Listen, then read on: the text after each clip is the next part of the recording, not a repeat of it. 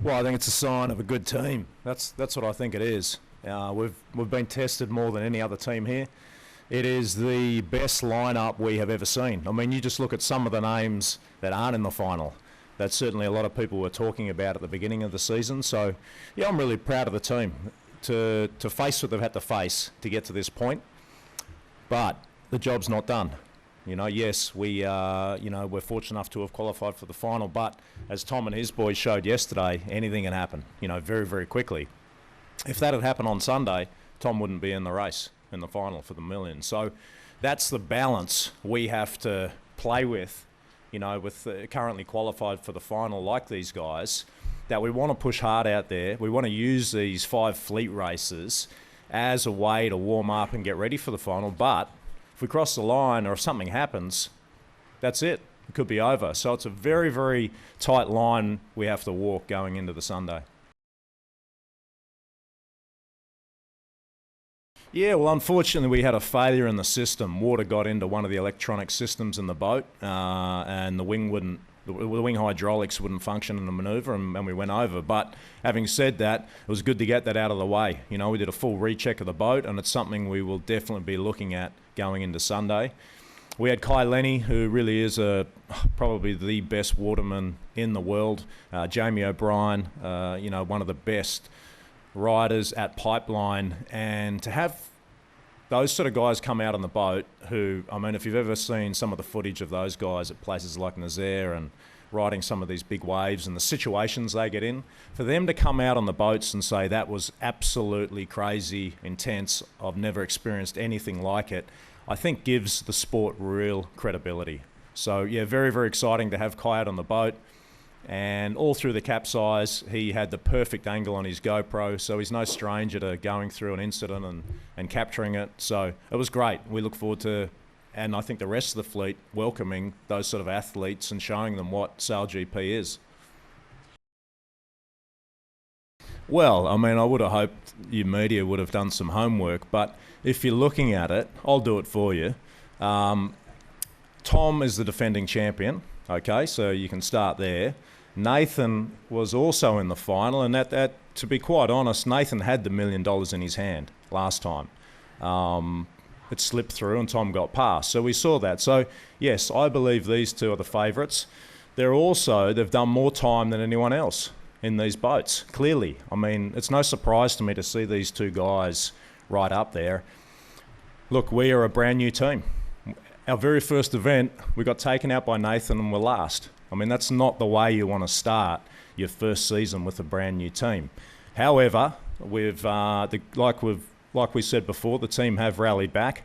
I believe we're the underdog, but the rest of us are catching up to Tom. Like coming into this event, I really thought the Aussies were a big step. We've all learnt a few things in the data. We haven't caught up yet. We're not there yet, but we've definitely bridged the gap. And every day we go out there, we take another step forward. Now, Tom won't be out there today, so it's another opportunity for Nathan, ourselves, and the rest of the fleet to try and bridge that gap that the Aussies seem to have, especially when it's strong conditions. Kind of feel like we need a violin playing every time he tells us how hard done by he is. But yeah, look, I'd prefer to be in the position of favourite. The reason we're favourites is because we've proven that we can perform under pressure time and time again, and I wouldn't sort of trade our position for anyone else's.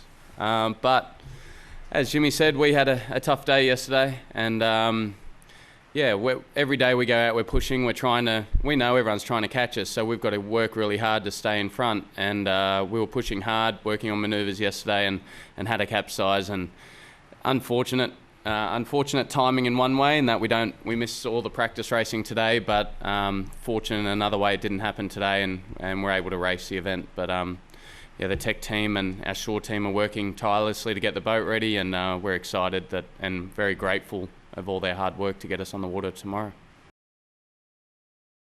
Obviously pretty extensive damage, and probably 80-90% of that is to the wing.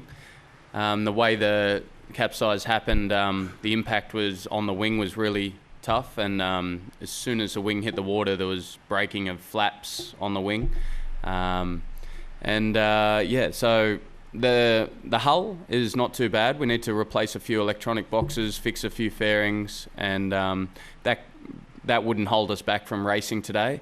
But we need to rebuild some of the full wing flaps and the control system on the wing, and that'll take throughout the day. Best case scenario is we would get out for a 20-minute sail on South Bay this afternoon to check over the systems, but I put the request into the tech team, but I also said I'm the one that put us in this situation, so we're at your mercy. And they said, we'll try our best, but it looks very unlikely.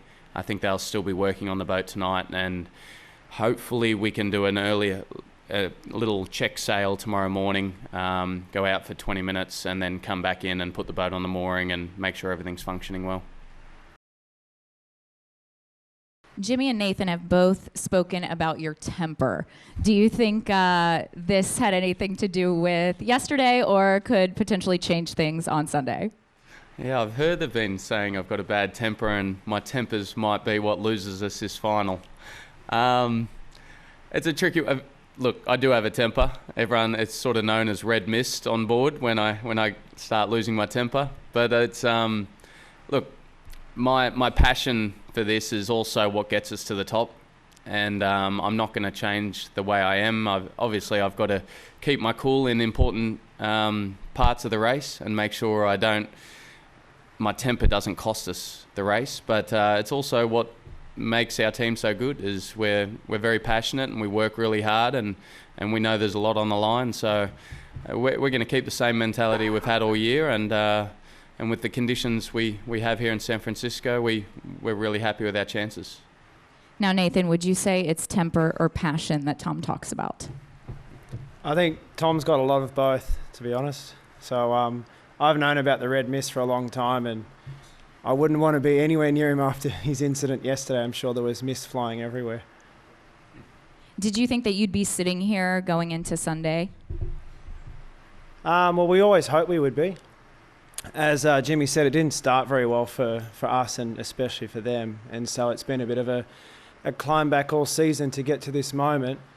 And then I think what kind of put us in this position was a certain British person running over us in Sydney and putting us out and being really kind and giving us a boat in Sydney to race on the second day. So, it's funny how things unfold. And all season, Tom's been the benchmark and we've just been trying to get better and better. And we've had a bit of a knack for doing quite well in the light air, and this place is known to be quite windy, so we've made a few changes throughout the season to improve our strong wind performance, and we're just chipping away and getting ready for Sunday.